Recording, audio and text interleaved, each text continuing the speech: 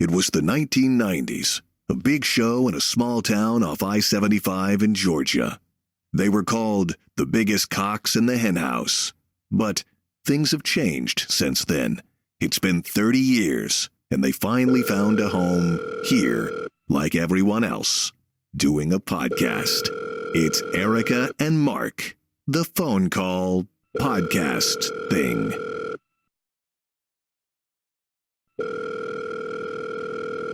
Hello, Hurricane Central. Who's this? Well, this is your former partner, because I understand that this could be the last show that we do together. Yeah. I survived my hurricane, and my hurricane had a little whoop-de-doo with me because it not only came in the wrong area, it also came over and ran on top of me. Well, and I'm gonna, and then I don't know. Mike is all about everybody's on that same path, but honestly, I saw a guy today. I don't know where he is from, a weatherman, right? Right. And he showed, that somehow I guess that hurricane is still down there, like just north of Cozumel and all that. You're talking about Mike from Mike's weather page, who is very good at what he does. And yeah, the storm is slowly coming up. It's starting to pick up a little bit of speed, but it's hardly rained here on the west coast of Florida. We got in a couple of feeder bands, and there's really no bad wind.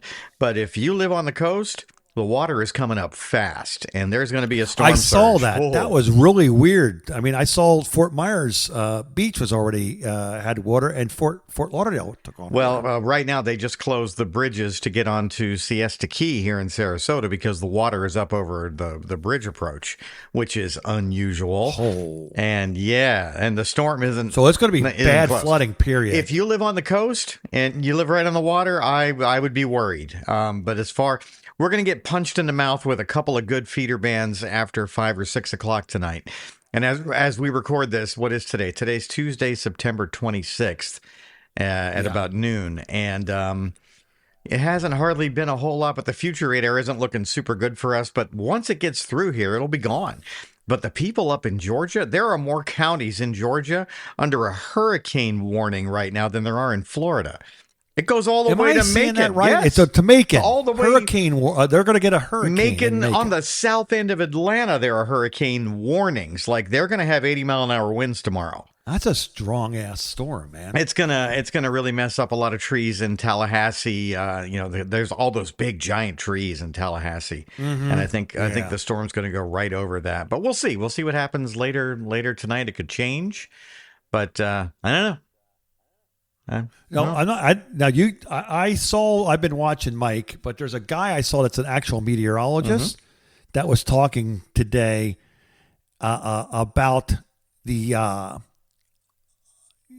showing the radar that it is moving more towards the east than they thought. He said, but so did you not see that? Yeah, and I don't know if it's going to really super matter a whole lot, but we're gonna get like a little side swipe from the storm here on the coast. Everybody in the Panhandle up around the Big Bend and all the way into Georgia and North Carolina. It's bad in North Carolina right now up in the mountains. I was watching the news on Channel 13 in Asheville because I have a way to do that. And they said that the river, the French Broad River, is going to crest at a higher flood level than its last record in 1960. It's I saw that already. And the storm isn't even there yet. There. Storm's not even It's going to merge with this big strong storm front, and man, all the way from the Carolinas over to Tennessee and Georgia are going to be in. They're going to have a lot of problems from this storm. So I'm not super worried about me in Florida. No. I just was wondering if it would be. I pull another Charlie. The only thing I might be stress eating a little bit. I bought some hurricane food at the beginning of the season, and I never seem to eat it. So I figured I'm going to eat because this is all the food I don't want to eat, like Chef Boyardee spaghetti and meatballs, like my grandma used to make. So I had that for lunch, and I already don't feel good. So I had some cookies and milk. And it took us 2 years to get rid of the MREs from Melora. I still have MREs from the pandemic. They're good for 10 years. Yeah, I know. I'm not eating those things. No way, man. I'll throw them away when they go bad and just be glad I had them. I was ordering those about a month before lockdown happened, and these two big heavy packages show up at the TV station, and the receptionist was like, "What did you buy?" And I said, "Don't worry about it." And she's like, "What are they?" She's like, "I gotta know now." I'm like, "Don't no, you don't want to know," because I saw the chaos of the pandemic coming. I'm ordering ammunition. I went and bought a couple new guns. I bought so much ammunition before the pandemic. Allegedly. Since then I was in that boating accident. That was tragic. I was with your son. We had all of our guns on that one boat. Stupid. I don't know why we did that, but they're gone. Nothing but two human beings in a boat survived that. I mean, horrific. Thank goodness that he and I could swim, because that could have been bad. But anyway, so I finally show her. She's like, "What's an MRE?" And so I had to tell her, it's meals ready to eat. These things keep for like 10 years. Yeah, this is Army stuff. And I man. said, "Yeah, man. If this, I said, between you, me, and the walls, I think the world's going to fall apart, and I don't know what's going to happen, and I don't want to starve." So. Well, we've proven in small doses that when things go completely crazy, people get crazy. Right. Yeah. Just now here, 5 years later, toilet paper is finally coming back into ready, plentiful supply. Well, you were telling me yesterday that you were having a hard time getting around because everyone's not now all of a sudden taking it a little more seriously. Yeah, it was a little bit crazy yesterday. I went and got my hair done because that's how concerned I am about the hurricane, and it took me like 40 minutes to drive over there because there was so much traffic. The shopping centers and the Walmarts and the Publixes were all packed. And I'm just driving right by. But even yesterday, like long before the storm had hardly formed yesterday off the coast of Mexico, and the water, I was driving by Sarasota Bay, and the water was already up over the seawall into the grass. And I was like, uh-oh, this isn't good at all. This is bad. No, that's a bad start because once it starts there, it doesn't get any better. Well, it's just the fact that the storm hadn't really formed yet, and where the center was hundreds of miles away, and it's already now they're closing the bridges because not to keep people off of the barrier islands, but because the bay has come up over top of the roadway, so anybody who didn't evacuate from the islands are stuck there. They already turned off all the water on the barrier islands, and I don't know about the electricity. But they evacuated everybody in Zone A and anybody who lives in a mobile home yesterday. So more reasons not to get a mobile home, I suppose. Yes. Where they put everybody? In shelters? Yeah, schools, yeah. Makeshift shelters? Yeah, the schools are all closed. So, but meantime, I'm sitting here eating, Chef Boyardee spaghetti and trying to get some work done and watching Loki. Is your kid going to be in a safe spot? Oh yeah. They live in a apartment complex that has a big cement parking garage. So they took a bunch of cars from the dealership and their friends and their own cars. They're all up on the 5th floor, just tucked away in solid cement. They aren't even going to get dusty up there. They're going to be absolutely fine. Yeah, the kids are fine, and the kids live down in downtown Sarasota, but they're up high enough. They're in like Zone C evacuation, so. They're way far away from where there's going to be any trouble. They're fine. I think they went to work today. I haven't really gotten a couple texts from them. I think we were talking about Danny Ricciardo, the F1 driver, getting released from Red Bull today. That's the biggest story of the day with us is not the hurricane, but longtime race driver that we all liked got lost his ride today, and we think he's done for good. Bad driver? No, he was a great driver. He was in a bad car, and he's getting a little bit older, and he's made some poor career choices, switching from Red Bull to Renault, and then he went to McLaren, but he couldn't really get the hang of that, and then they got rid of him, and then he ended back up at the secondary Red Bull team, and it never really worked out for him there, and it's kind of sad. It seems like a good dude. He was a great driver when he was at Red Bull, but these things happen. People get a little bit older, you lose your edge, and Formula One's a young man's game. Racing, you see that all the time. You see very few of the old timers out there doing it. You see occasionally like a John Force or somebody like that. Look what happened to him. He got into another crash that almost killed him a couple months ago. Yeah. I haven't heard if he's come back from that or not. Yeah, I think he just doesn't want his little girl to beat him. I think that's what it is because she's a monster. she's got balls of steel. You know what? She really does. If he was a good parent, he would want his little girl to be better than him. Because every good parent wants their kids to do better than they did, don't they? Oh yeah, of course. No, seriously, you should. Yeah. I mean, that don't even make sense. I although Facebook would prove wrong because you see mothers trying to outdo their daughters. Yeah, that's it's like, honey, your time. Once you let that baby out, you've already at that point you should have already punched the clock. your time is over. It's their time. It's done. Yeah. You had a good run. Yeah, and that's the end of it. Now it's her. You're on the support team. Get used to it. Yes. And then you also have to support your elderly parents, so you're on like a double support team, which kind of sucks, but this is the way, as they say in what was that, Star Wars.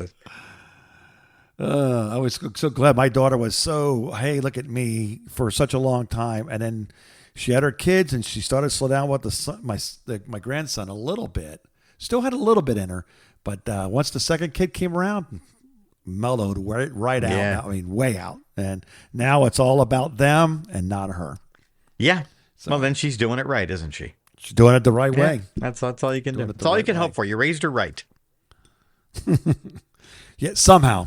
Still not really sure exactly how that happened. So I say the same thing about my kid all the time. They're like, "Oh, you have such a wonderful daughter." And it's like, "Yeah, she did all the work. I don't know what Don't blame me." Yeah, yeah. When I wrote my amends out, I decided to write it in a letter form so I wouldn't forget anything and just get it all out of my system. But I still haven't read them the letter yet.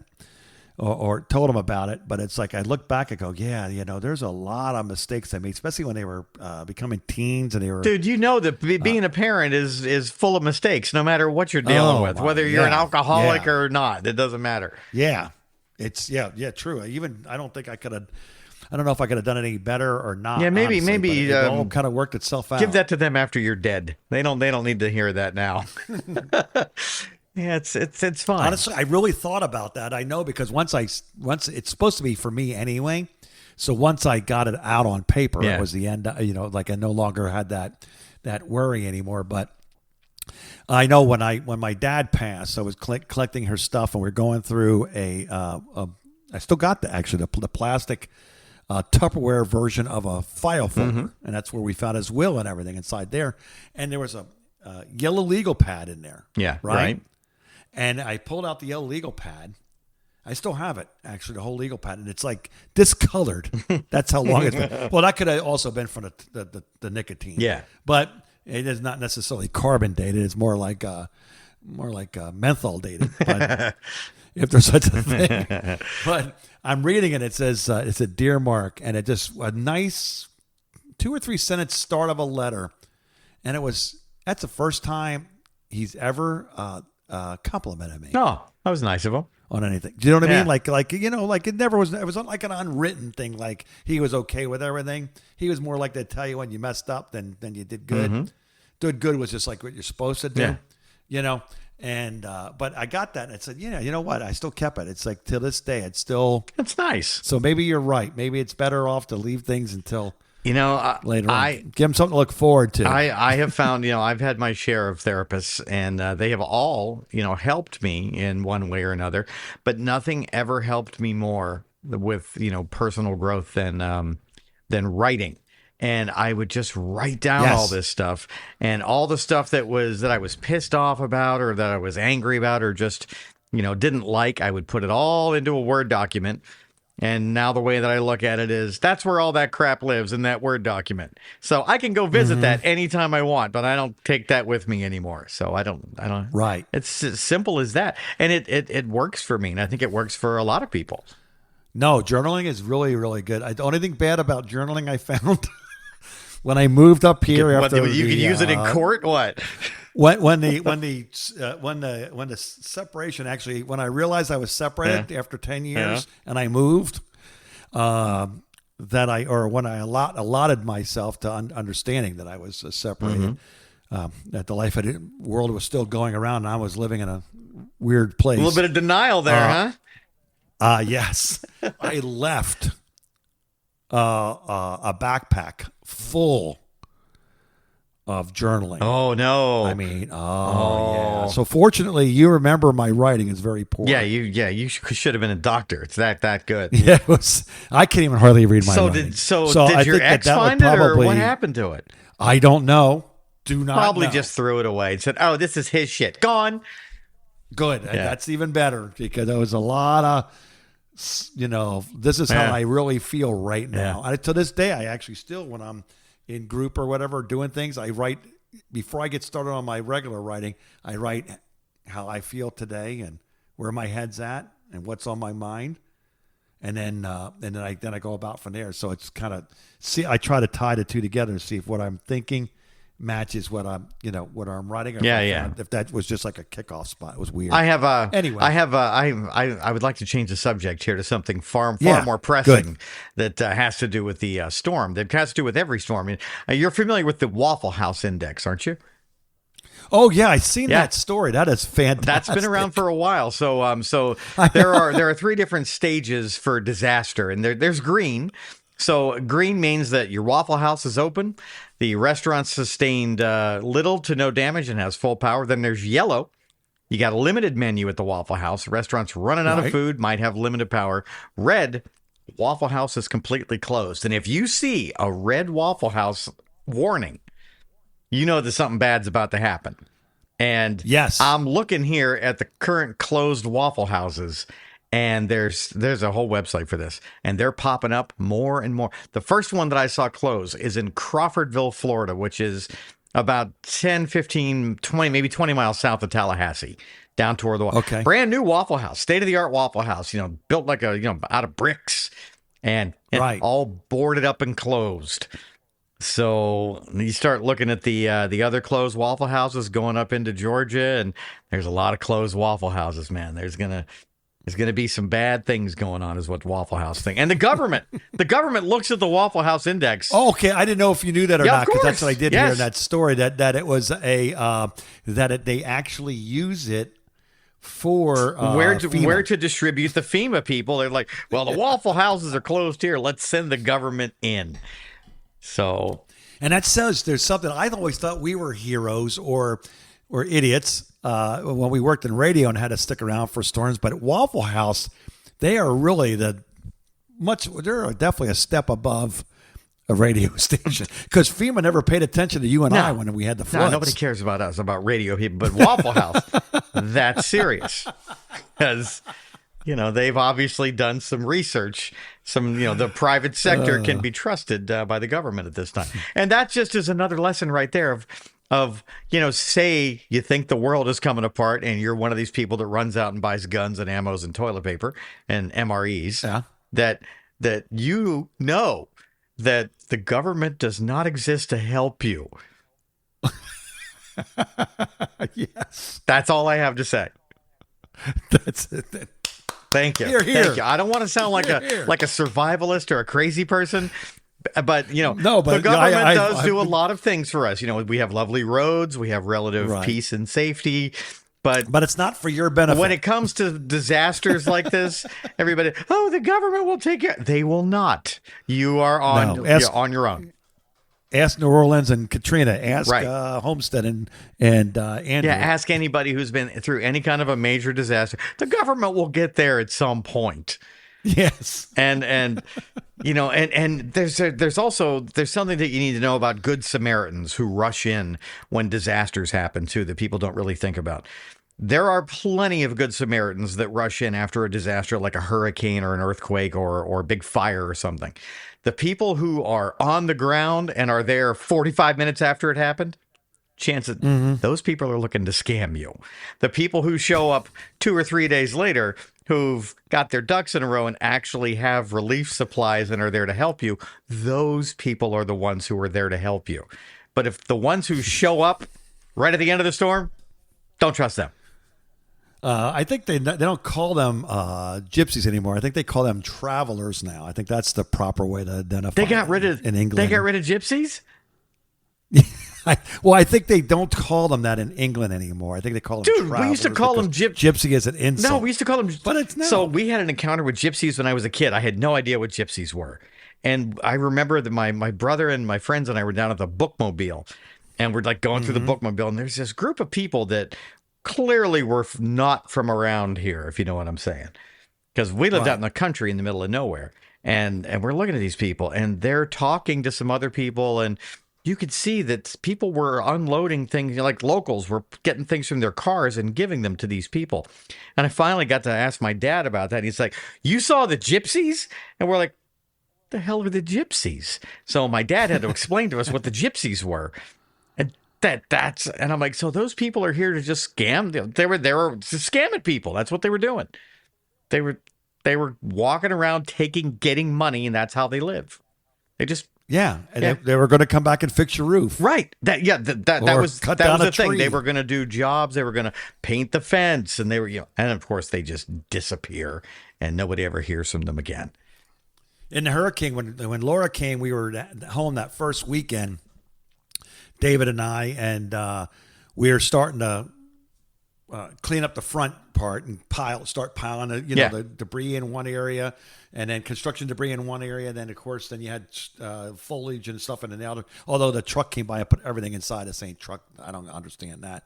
But they were literally coming down and said, "Hey, we can help you with those trees in the back. We're coming down and taking job orders now. Gypsies, and we're going to do those trees at $500 a piece. Gypsies, run away, gypsies." Yeah. And it's scared. So that'll be $1,500, and all we need is $500 up front, and then we'll take up the rest when we come back to finish the job. But they never tell you the $500. It just what he worded it's true. We'll take the $500 now, and when we come back to finish the job, and they may come back. They may come back sometime this year, maybe. And it's only been 5 years now since they. This sounds very. This sounds like a deleted scene from Gone with the Wind when the carpetbaggers came to Atlanta. Yes. Everything goes back to Gone. More gypsies. It all goes back to Gone with the Wind for me. Erica and Mark. The phone call. All right. So last night I'm at church, and the pastor, he's coming down after church, and he's coming down the stairs and heading. And I said, "Hey, wave to him." Hi. And he's trying to run me down. Uh-oh. What did you do? Trying to come up to me. I know. That's the first thing. It's like he always says hi, and he always shakes my hand. We talk a little bit or whatever. So I sit up front, but it's like he was like making an effort, and then. Unfortunately now at churches, they have to have bodyguards now, shootings, on non-uniformed police officers. So he's like trying to keep up with me, so I finally stopped for a minute. I realized he's like really trying to get to me. And you know what he says to me? "I'm not going to shoot you. Just hold up a minute." No, what did he say? Who's here to protect me? No. Yeah, where's my security? He says to me, this is hilarious. He says to me, "Quick, let me hear your DJ voice." What? Let me hear your DJ voice. I mean, do you have a DJ voice? Oh, I did, but they worked hard to correct it when I got out of DJ All right, school. well, I agree with the preacher here. Let's hear your DJ voice. So it was so funny. So you know what I said, What? Tom? "This is it." He goes, and everybody just rolls out laughing. All the cops are laughing. Everybody's laughing. And he goes, "Well, you know what? That kind of makes sense now, doesn't it?" I said, "Yeah." And I know in my head, I'm going, well, he's That dude, listen to me. He's in his 70s. That's your perfect and he grew up opportunity. during the announcer Yes, voice, you should have remember? done that for him. You just said it's going to be sunny and 77 today. How's it look? There's so much traffic. I don't know. Come on, man. I should have put on the Dog and Pony show for him. I would have totally. So when done I that. see him when I see him Saturday night, I'm gonna go. "Good morning, everybody. How's that first cup of coffee?" I'm Rod Radio. Give us a call in the request lines right now. WWJD. What would Jesus do? 92.2. That's all yours. There you go. I know. I should do that. And you're on WWJD. That's all yours. 777 Radio. Brought to you by Chrysler Cars. What would Jesus drive? A Jesus H. Chrysler. No? Too much? Yeah, too much.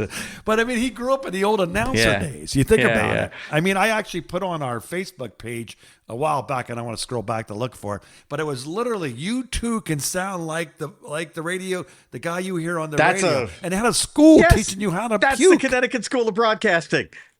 We all know people who went to that. And we went to Bowder, and it was considered a college, but really it was basically Brown Institute before that. It got bought out, Brown Institute, and Brown Institute was a disc jockey school where they teach you how to talk and make sure that every syllable and every sound is properly announced. And they taught you how to do that, and it's truly in radio you'll see. Yeah. Imagine in all professions. But in radio, I really saw the difference between those that can do, and they're working, and then people that were out of work in radio became teachers. They were. And I'm not sure if I really want the person one of them was working part-time at a station. Another one was on Miami Vice all the time, being an extra. Remember him? I'm friends with him on Facebook. Yeah. He's a good guy. I love that guy. Yes.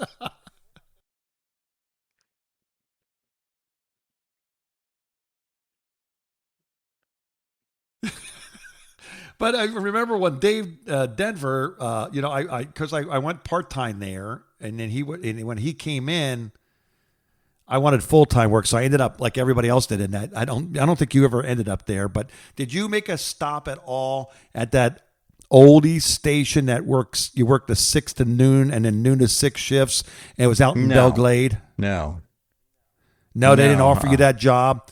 That was like they got all their employees. No, they sent me to Marathon down in the Keys. Oh, okay. Well, that must have been fun. Oh, yeah, real fun. It's just you can't afford to live in Marathon and down in the Keys. Oh, that's true. The Keys are super expensive. Yeah, that's how I ended up in Tifton. They actually put me in South Georgia in Tifton. That was my first. Same company? No, that was Marge was the placement lady from Bowder. Remember her? Yes. Yeah, Marge is the one that got me the job in Tifton. And that was more like she was very helpful. She was great. she got me my internship at WIRK AM. Yeah, she got me my internship at Waxy in West Palm Beach. Yeah. And I met that guy Bob Ritchie. He was like a Haitian guy, or he was from the islands, but he didn't have an island Bob Ritchie voice. Sounds like a Haitian guy. Hi, I'm Bob Ritchie. Hey, man, I'm Bob Ritchie. But he was so, he really, he was like the epitome of an AM radio disc jockey, even though he's younger. But like he taught me how to change the magic calls. Yeah. He helped me out with a lot of stuff. Did he smell like weed? No. Then not Haitian. No. Or Jamaican. No. Maybe it's Bahamian. That's believable. Yeah. But what a great guy. But yeah, Marge really helped me. She got me that first internship job, which got me to Star 95.5 in West Palm. In West Palm. WOVV. Yes. But Dave Denver was my first program director, and he says he's talking to me on the phone because we were doing air check sessions, and he called me on the phone to say something. He goes, Mark, this is who you need to sound like when you're on the radio. See how we're talking on the phone right now? And he said, yeah. He goes, and it's so funny because Dave Denver would never, he had a radio voice too. But he goes, this is what you need to be, and this is what you need to do. I got an idea, and when you come in, check your cubby because I've got something for you. Oh. So I'm going, okay. So I come in because I was doing overnights at the time. Can I guess what it was? Yes. Was it a big sign that said, just be yourself, idiot? No. No?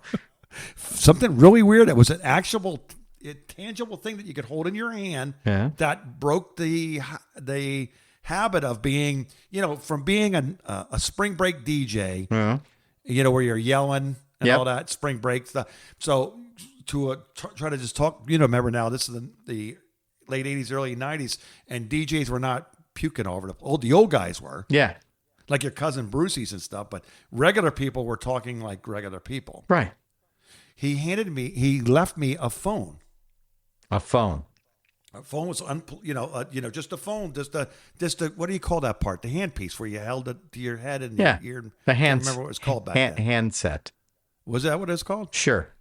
Okay. Yeah, I don't know. Yeah. It was just a phone. The whole thing came together, but he just that part. And he called me on the hotline and said, "Listen, I want you to take one of your phone off and leave one on, and then hold the phone next to your ear. And I want from now on, I want you to talk on the phone and not on the microphone." So that actually worked. Yes. Huh. It took a while because I kept wanting to go. All hits 95.5 WOVV, Yeah, and it's like, I did the same thing. Why are when I you was yelling doing at me? Oh, I know, it man. was on the radio. I think was it me and you, or was it me and Todd before you got there, that we were playing old air checks of our first radio jobs, and it was the worst day of my life listening that might to have been funny. Oh, I don't know if we did that or not. God, I still it have my was very so- first unscoped tape. Oh, we'll have to do that Where I was sometime. looking for work. Because it's freaking awful. It's just, It's so hard to listen to. I'm looking at the history here of your old station of 95.5 in West Palm Beach. They signed on as WOVV, then they became WCLB in 95, and then they became WXFG in 98. Yeah. Then they changed to WLDI, which is what they are today at the end of 98. They are Wild 95, today's hit music. Yeah, that was when they got bought out by iHeart. Why would they get rid of those OVV call letters? Those are great call letters. I don't know. And you know what? That was licensed to maybe because they wanted to drop the license. Maybe because they were licensed to Juno Beach. Oh, is that where the license was? I'm looking at it right here. Because now it is. Yeah. Okay, because when I was there, it was actually the tower was right there. It was in Fort Pierce. Well, it's south of Port St. Lucie right now, but was it licensed to Fort Pierce then? Yeah. So then they were. So it would say Fort Pierce, West Palm Beach. So right now they are 100,000 watts at 925 feet. So when they were in Fort Pierce, the tower was probably further north, and they were probably 100,000 watts at like 1,500 feet. But moving the tower south and coming down some on the tower. Yeah, because you were not able to get past like Lantana or South Palm Beach County. It was hard to hear them. So I'm looking here now, and it starts to fringe at Boca. So you can't really get that station in Fort Lauderdale. Oh, how about that? Yeah, it's really a Palm Beach County. The city grade for the signal is from Sebastian down to Boynton Beach. That's honestly, where it that was a stops. Treasure Coast station that they wanted to make into a West Palm Beach Yeah, station. you can see that where the tower is like due east of Indiantown, right just off of the lake. Oh, I know. Okay, I know. Yeah, so it's out in the middle of nowhere. But that's probably what they did. They probably just came down in height on the tower and moved it south. And absolutely crazy too, by the way, with the where that was in Fort Pierce, because anybody that lives anywhere, which is everybody period, knows that when the streets are named after just the alphabet, because like Avenue A. Yeah, because no one creative lived there. B Street.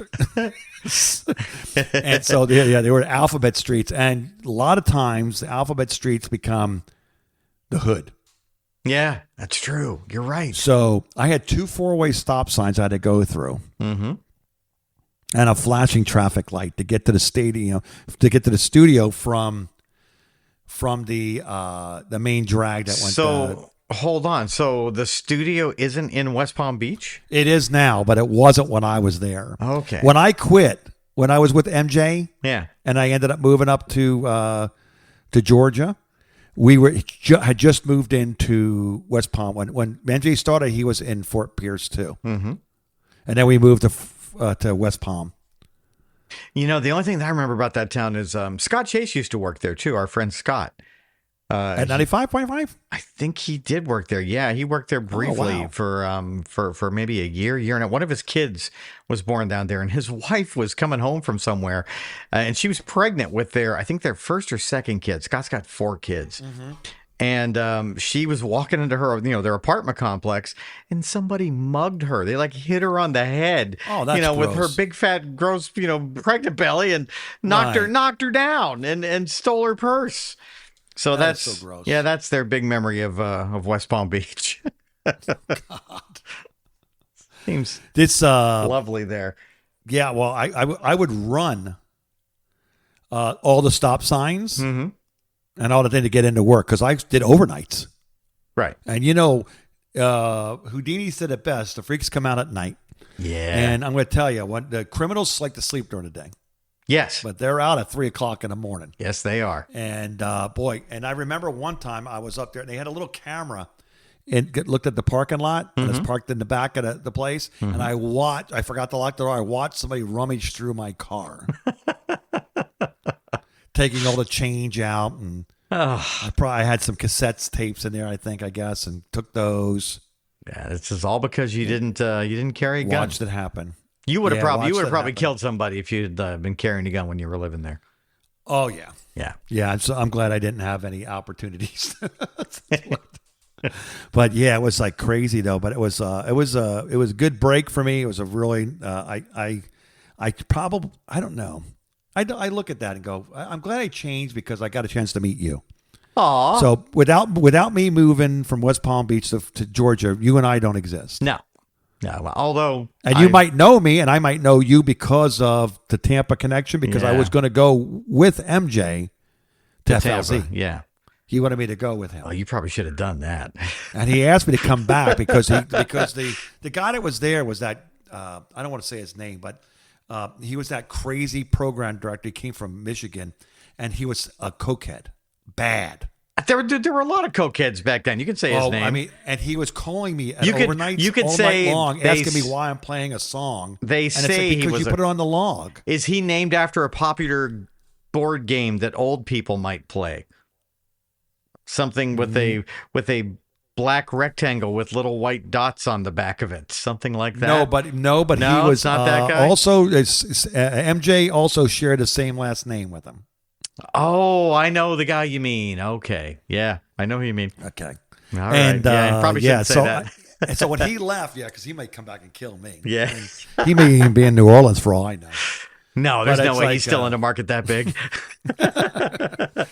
But when he got thrown out, the general manager threw him out, and then MJ said, "Hey, man, blah blah blah is gone now, dude. I know you're going through a lot of crap, but listen, I can't tell you now, but some big things are going to be happening. I need you to come back to work with me, and we're going to be doing some big things, and I just want you to come back." And I don't know. I've already made a commitment to. You could still be on the air with him right now. You know he's on the air in Tampa, right? Made a commitment to Bainbridge, Georgia. Oh God. Because it was just north of Tallahassee, and I figured I could get into Tallahassee. And then you ended up with me. Boy, you're really making good life choices there, buddy. Well, if you really look at my resume, you would say this guy's either trouble or alcoholic. And you could have been right in both cases. Not much because trouble. I never thought myself as a troubled employee, but I brought a lot of extra damaged goods with me. You showed up sometimes it's funny. Hey, you showed up at work every day and did your job and hid it well from everybody. You did fine. Yeah, that's true. I was pretty good at that. Yeah. That's one thing about us hiding our demons. bunch of sneaky bastards. Erica and Mark. The phone call. So I saw this from Ranker. And as you know, like Ranker's my favorite new thing now. I do no preparation for this show at all. It shows, doesn't it? This is all Mark. No, but I just bring you bring the color. Is that what you calling me colored? You bring the colored. I'll own that. You're my Tom Brady to my whoever he's in the booth with. Oh, you're my Tony Romo. Please don't call me Tom Brady. That is an insult. He might be the greatest quarterback ever, but I still don't like him. Well, yeah, actually, and he's not very good at broadcasting, to my understanding. So you're really not that bad. I saw him. So he did the first game of the year. He did the Steelers game, and back in week 1, and I had to endure him. Mm-hmm. And he wasn't that bad. He was fine. They talk bad about him. Yeah, that's what people who get jealous do. You know what? Like I bet you. What is he? Not, I talk bad about him. Is he not bringing up dumb stuff? Sometimes they bring up dumb things that are not that important.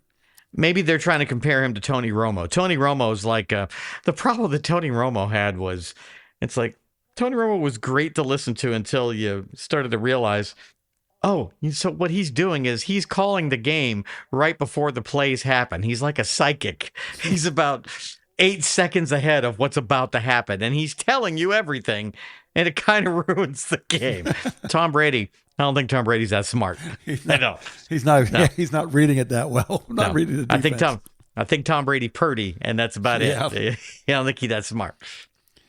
So here is these are people that were in a show, and the show was actually built upon bigger stars. These are TV shows. TV shows. These are bigger stars Okay. that host these shows, and the producer and the writer have this idea that it's going to be these people. It's going to hyper focus on these people.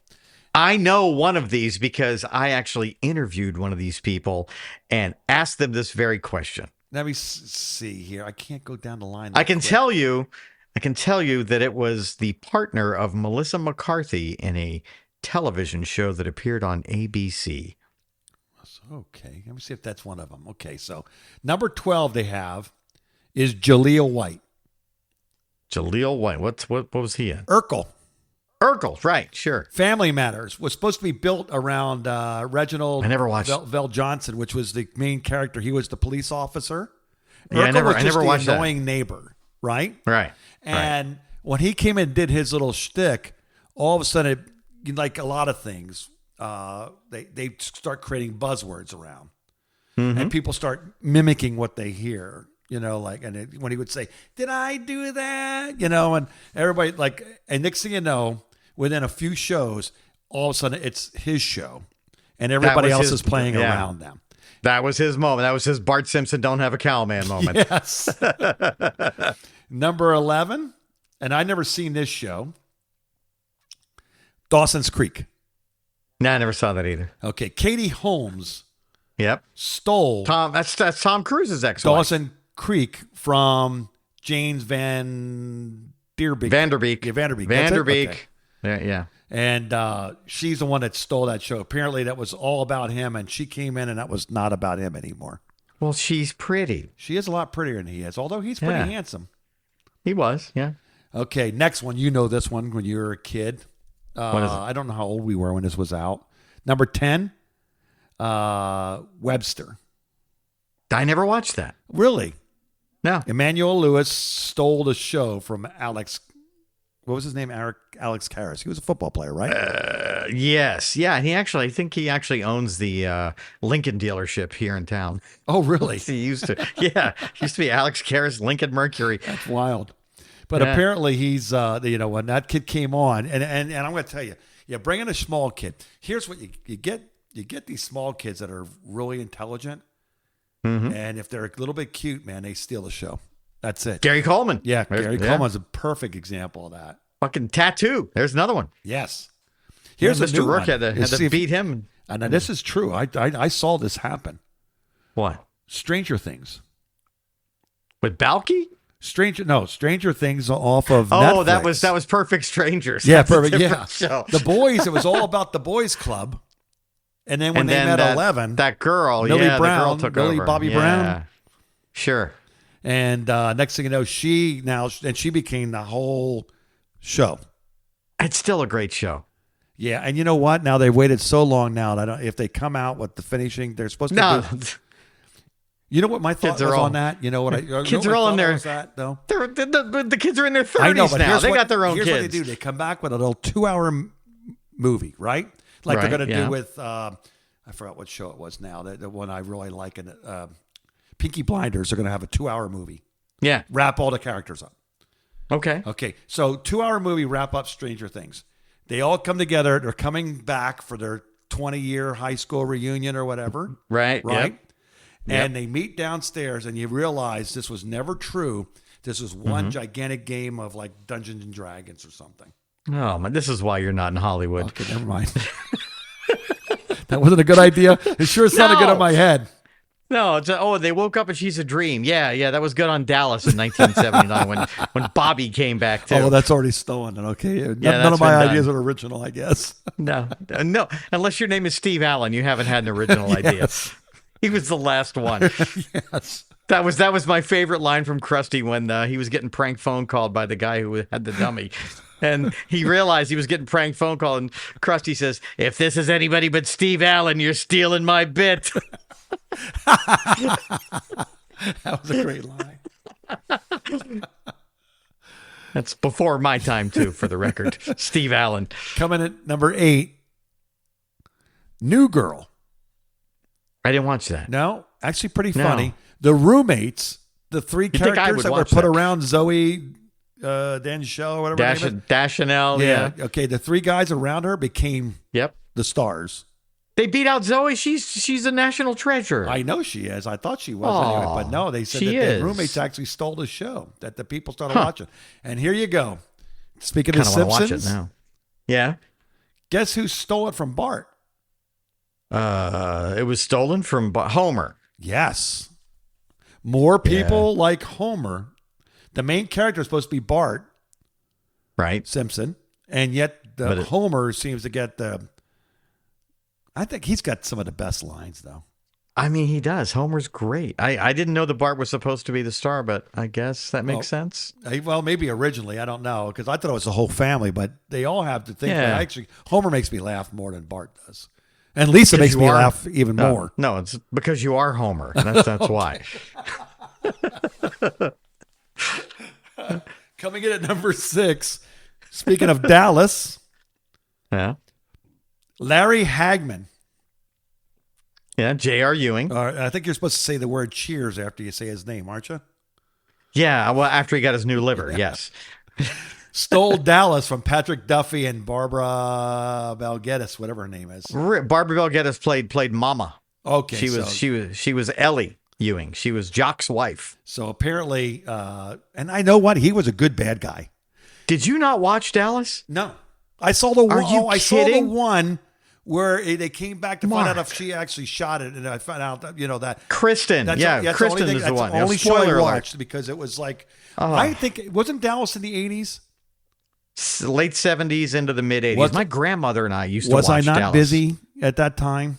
I don't know, man. I was in Think like about what elementary school. think what I was doing. What do you think I was doing in the 80s? Oh yeah, I guess there was a snowstorm in Miami in the 80s at Mark's house. Is that about the best way to put Yeah, it? it was on in the evening. I didn't watch it. There's a good chance I might have caught it on USA Today. It was on Friday nights. That's so I'm a kid. I I'm was home out. on Friday Yeah, I nights. was Yeah, out. you're out. Dude, I watched them when they were reruns. I love that. I still love that show. I might Think have of to my watch grandmother it. every time I it's watch it. available now. It is. Make a You good should soap probably go opera. and watch it. It is a great soap opera. This is a no-brainer, really. The Big Bang Theory. Yeah. They wanted to focus heavily on that Johnny Galecki character. Yep. And But of Sheldon course, stole it. yeah. Yeah. Although Big surprise. They made a show with him as a child. Young Sheldon. Yeah. Is it any good? Because every time I I watch don't know. clips, I just think it's stupid. I just did some promos for that because it's on one of my stations. Are they making money? It looks funny. Yeah. I mean, are they It looks- the station making money in that time period? Oh yeah, it's got good ratings. Yeah. Okay, because I know what shows work and what they don't. Big Bang Theory is huge, and so is Young Sheldon. Believe it or not, so is Family Feud. Family Feud is one of the biggest You syndicated always shows blew me right now. away because you would say like they would keep trying to attempt to do news, and that the news that was in Tampa's a major market. Yeah, we tried news for a couple of years, and we had really good timing. Our first newscast was the Friday before the pandemic, so that was perfect timing. And that didn't last, but it was fun while it did. But what you found out though was your TV shows were beating the news in most hours. People want to watch Friends reruns at 10 o'clock at night. They don't want to watch the news. They want to watch Friends. Yeah. And if they're going to watch the news, they're going to watch it on Fox 13. I know, it's just Because that's what they do. amazing that Yeah. you guys were beating the tar out of people that spent a lot of money on news. Yeah. Well, that was back in the old days when I first came to work here 20-something years ago. We had all the best reruns. We had The Simpsons, Malcolm in the Middle, Friends, and Seinfeld. And we had an hour of The Simpsons on at 6, and we only aired the first 10 years of The Simpsons, the good episodes. Right. You know, the ones that Conan O'Brien did.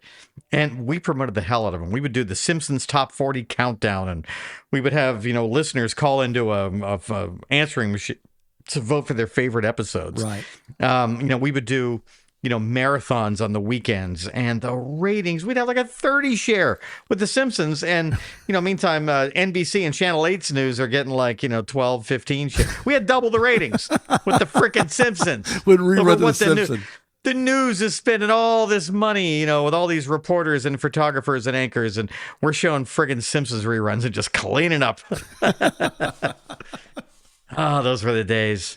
All right, in the top 4 now. You ready for this?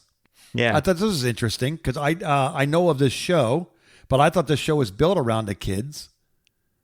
And I had no idea it was supposed to be built around the original teacher that they actually erased after the first year. But Mark Paul Gosselaar. That sounds like a... Yep, Saved by the Bell. Oh, the blonde-haired kid from Saved by the Bell.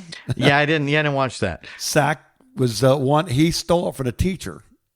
Oh, I didn't know I thought that. he was just the star, period. I had no idea. Yeah, he was. That I kid guess he milked wasn't that thing all the supposed way to through to the college years. Yeah. Number 3. Oh, this was a no-brainer too.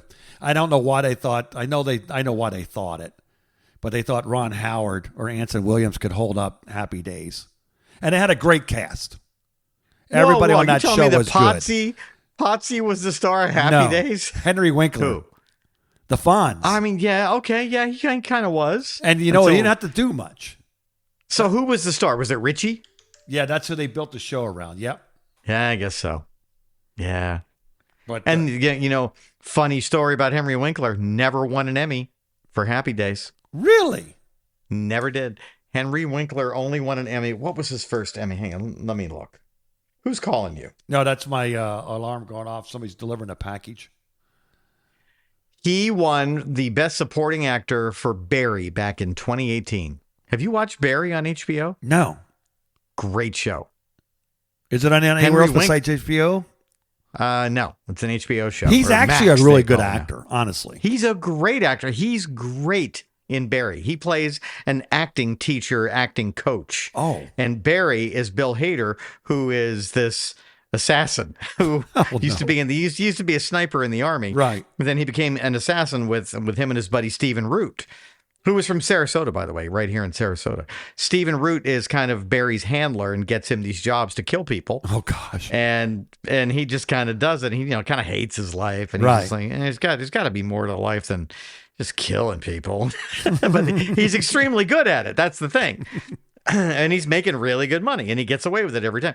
So the very first setup of the show in Barry is Bill Hader is contracted to kill this acting student because he banged the wrong girl in the acting class. And the husband or the boyfriend hires Barry to, kill this guy who is banging this guy's wife or girlfriend or whatever she is. And then so Barry he's like, all right, well, I need to study this guy and see what he does because I need to get away with it. So he decides to take the acting class that this kid is in, right? Oh my gosh. And Henry Winkler is the acting teacher, and he's very full of himself, and he's the guy who's like, I'm kind of a big deal. He's not, though. He never has been. and Barry instantly falls in love with being an actor. So he decides, I don't think I'm going to kill people anymore. I think I'm just going to keep doing this acting class thing. I could be really good at this. Being an assassin is like being an actor. I'm pretending that I didn't kill all these people all the time. So it's a great show, dude. I'm telling you, it's funny. It's dramatic. It's very well acted and extremely well written. And Henry Winkler won the Best Supporting Actor in 2018, his first Emmy. Hulu's not part of HBO, is it? I don't think so, no. Okay. I think you can get HBO with Amazon, maybe. I have Amazon. You can probably buy HBO through Amazon, or you can go rent the Barry episodes through Amazon. Okay. Whichever. That sounds interesting. But, yeah, that's another one that I'm going to tell you about that you're not going to watch.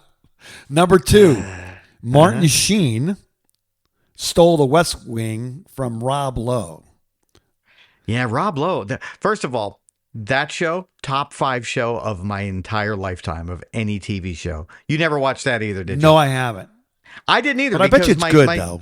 Well, my daughter was born right around the time that was on TV and huge, and I didn't really have time to watch TV back then. So back during the pandemic, Brian's daughter and I started watching it when we were hunkered down in North Carolina looking for something to do. Right. So we binged all, like, however many seasons there are of The West Wing. And it still holds up today. It holds up as good today as it did when it was new. It's written by Aaron Sorkin. So there's a lot of words in the show. But Martin Sheen is fantastic. Rob Lowe. I will watch anything that Rob Lowe is in. Have you seen the on Netflix the Rob Lowe show that he has, this little sitcom with him and his son? That is so funny. It's hilarious. That is so funny. I love Rob Lowe so much. I'm going to come out and say this. You don't know this about me, but there's a show on Fox called 911 Lone Star, where he is a New York City firefighter, and him and his gay son moved from New York City in the first episode to Austin, Texas, to take over this firehouse where everybody but like a couple of firefighters got killed. So they're these like outsiders came here from the big city in New York telling us how to do it here in Texas. And dude, it's great. There's like 5 seasons of it. We haven't had a new episode for about a year and a half. He's a really good because actor. of the writer's strike. He's a great and whatever actor. He's in, you believe he's that person. He's a great actor. The show is great. That is on Hulu. You can go watch all of those on Hulu. And he bounced back good, you know that? After that sex tape. Oh, the sex tape just made him more famous, I think. Actually, you know, that's sex tape. The sex tapes were the original. What do you call that? What's that thing that the girls are putting their feet up on for sale? What? Page or OnlyFans or OnlyFans? Yeah. That's what. You're not just putting feet up on there, Mark. But don't go there and look and see what else they're doing, because I'm telling you, you don't want to know. No, I don't want to know. I don't want to know who's there either. No, you don't. I don't want to be disappointed. No, you might be afraid of say, hey, I know her mom. Yes, that's what you would find. Yeah, I want to do none of that. No, you don't need that. And finally, number 1, before we wrap things up, and let me let you get back to your hurricane prep. Yep. Number 1. Yep. Michael J. Fox stole Family Ties from Meredith Baxter and Michael Gross.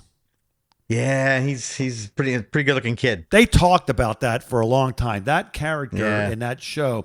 I mean, you couldn't have had. I don't even know how 2 very liberal parents could even birth. I mean, that kid came out like Ronald Reagan out of the vagina. I mean, he was. Like, he did. I mean, he was. That show was very Republican. Right for the times. Yes. Yeah. At the time, that was extremely left and right. They were actually showcasing this, and that was back in the 80s? Mid 80s.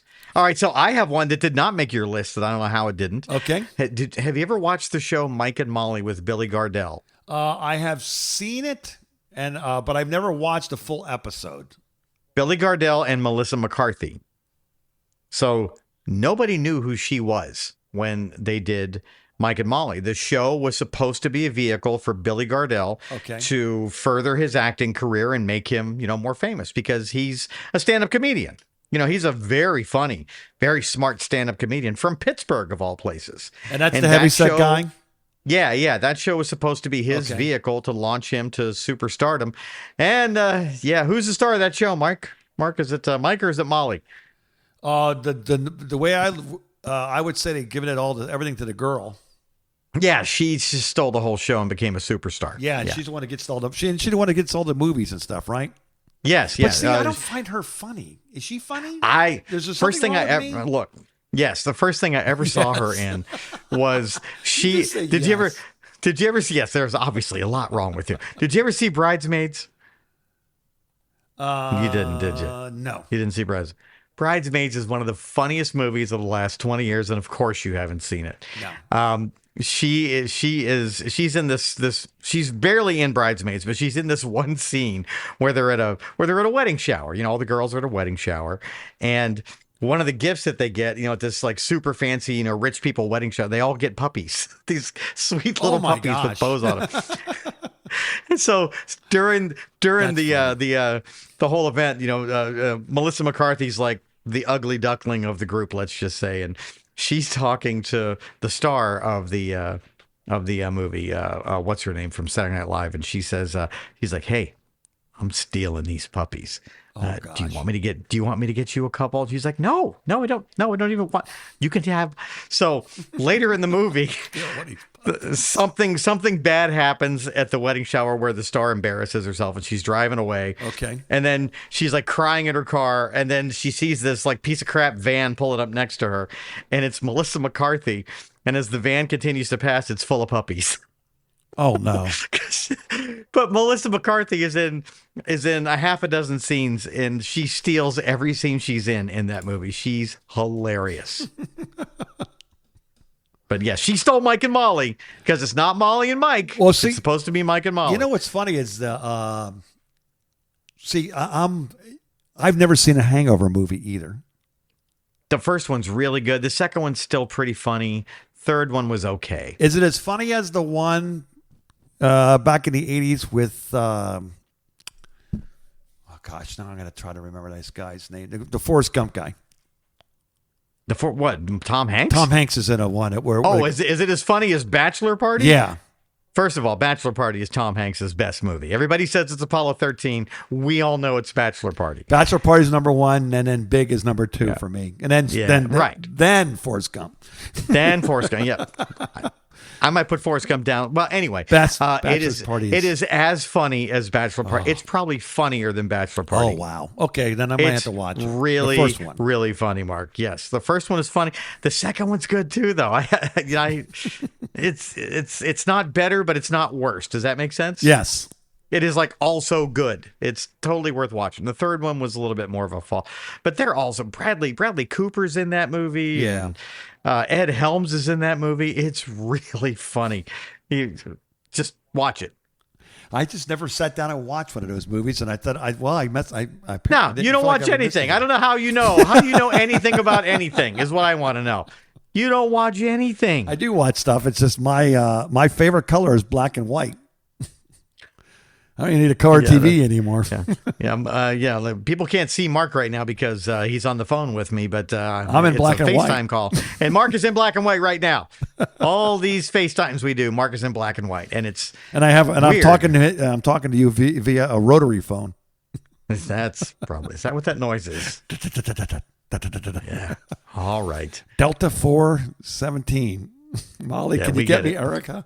It's Klondike. Klondike. It's always Klondike 5803. It's not just an ice cream bar. Right. It's a phone exchange. It's a prefix. All right. Be safe, my friend. I'm gonna hang up. I'm gonna go enjoy my hurricane, and I'll talk to you. Should I survive? Okay. Have a good one, man. You too. Erica and Mark. The phone call.